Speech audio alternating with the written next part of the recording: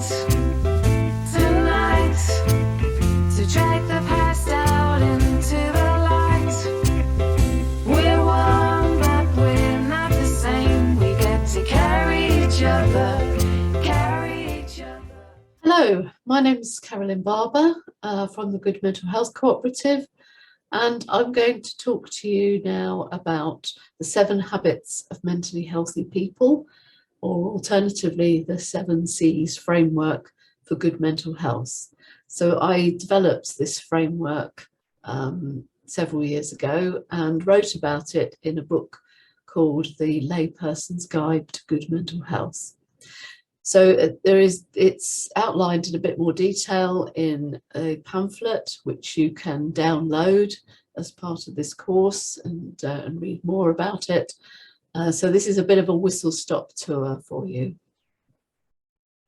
I'm just going to share my screen now.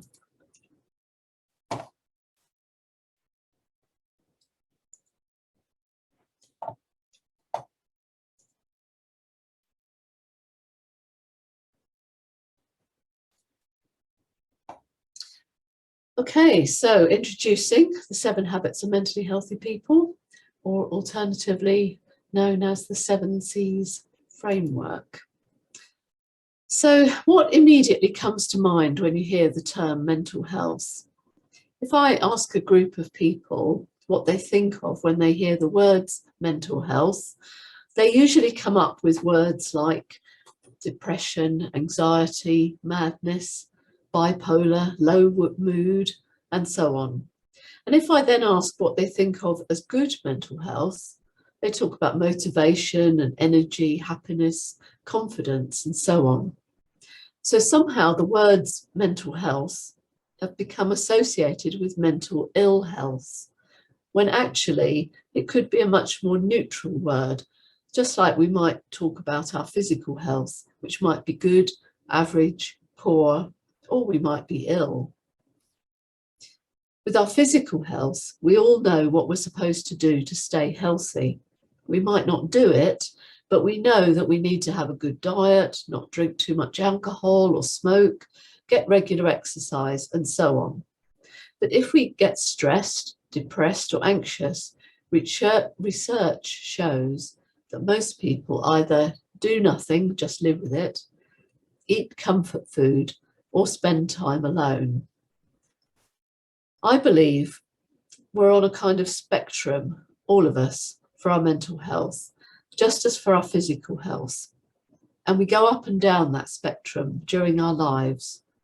At least a quarter of us, 1 in 4 people, experience a period of mental ill health.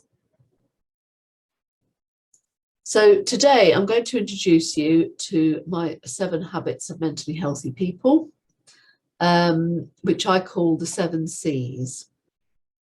And you can see here that there's an image resembling a person, because I'm going to talk about the features in relation to our limbs to try and explain some of the concepts. So first, let's think about our legs, and particularly our feet. Our feet ground us. They keep us balanced. They help us walk tall and straight. We neglect looking after our feet at our peril. So let's think about this right foot, first of all, as character. This is about knowing ourselves, self-awareness, having a strong sense of values, knowing the strengths, skills, and resources that we bring to the table. Plus, it's about how we tell our own story. Good mental health is about having a strong sense of self, secure in our values, taking pride in our achievements, feeling confident about where we're heading in life. Poor mental health means those times where we feel like a victim of circumstances, buffeted around by life. Someone experiencing a period of mental ill health will often have lost sight of their own story, feel fragmented, powerless, lack self-awareness, and so on. And one of the key features of many therapies is to help someone piece together their sense of self, their personal story, and reframe this more positively. For example, moving from a story about feeling a victim to being a survivor, a shift which will emphasize qualities of strength, endurance, courage, persistence, and so on. So can you see where I'm going with this? Now let's look at the left leg. This represents composure. This is the other aspect of our mental health which keeps us grounded. I describe this as the distance between our sense of self and our thoughts and feelings. So have you ever found yourself reacting to your thoughts and feelings in ways that feel out of control or disproportionate to the situation? Maybe you're what might be called a mental time traveler. That means you spend a lot of time doing things automatically, but your mind is busy thinking about things that have either happened in the past or maybe worrying about things that might happen in the future. Composure is about being present in whatever you're doing, being mindful of what's happening in the here and now, responding rather than reacting to our thoughts and feelings. And we can practice this skill, this life skill, through techniques like meditation, spending time in nature, finding ways to connect with our inner self, our inner sense of peace or spirituality. So moving on, our arms represent the way in which we reach out to the world around us. Let's think of the right arm as connection. This is about our relationships, not just close ones, but our wider social network too. Feeling part of our community through work, friendship, groups, common interests. These are all really important for our sense of belonging, our social status, and so on. We learn how important this is very early in life. Being sent to Coventry is one of the worst punishments to endure as a child at school. If you're a bit too young to know what that phrase means, it basically means being ignored and no one speaking to you. Solitary confinement is considered a form of torture. Another aspect of connection is our contribution to the world. Giving really is good for our mental health. Now, the left arm represents creativity. This is about remembering how to play, how to use our imagination, laugh and have fun. Maybe we want to develop a creative talent, but all too often tell ourselves we're just not good enough.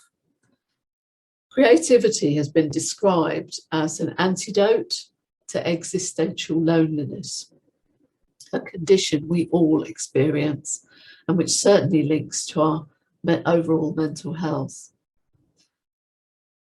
Forms of creative expression like art, music, dance, drama, these are all forms of expression that are fantastic to do, but also to experience when others do them. They connect with our deepest feelings. They provide solace. They inspire us.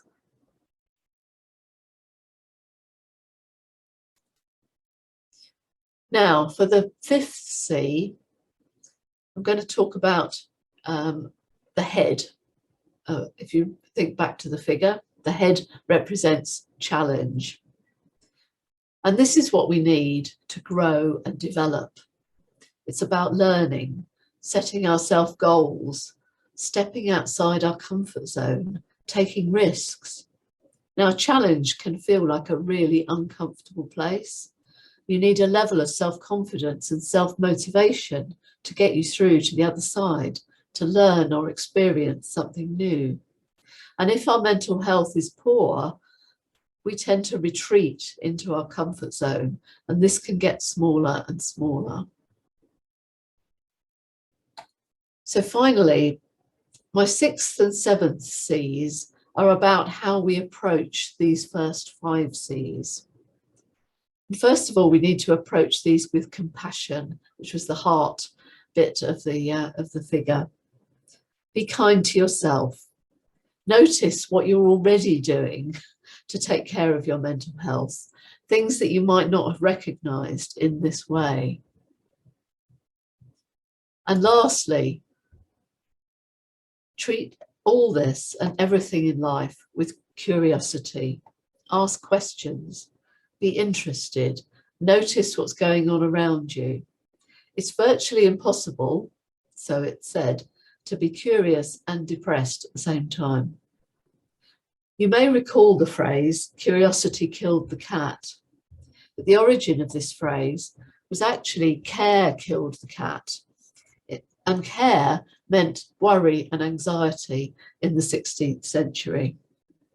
The phrase changed in the 19th century as curiosity became a bit of an undesirable trait, disapproved of by the establishment. So I believe it's high time that curiosity was rehabilitated as being good for our mental health. So in summary, let me remind you of the 7 C's, the 7 habits for good mental health. The legs represent character and composure. Our arms are about connection and creativity, and our head is about challenge. The heart represents compassion, and surrounding it, the whole circle surrounding the figure, is curiosity. So I'd like to invite you to take these with you on your journey through life. Take care of your mental health in the same way as you do for your physical health. I thank you for listening.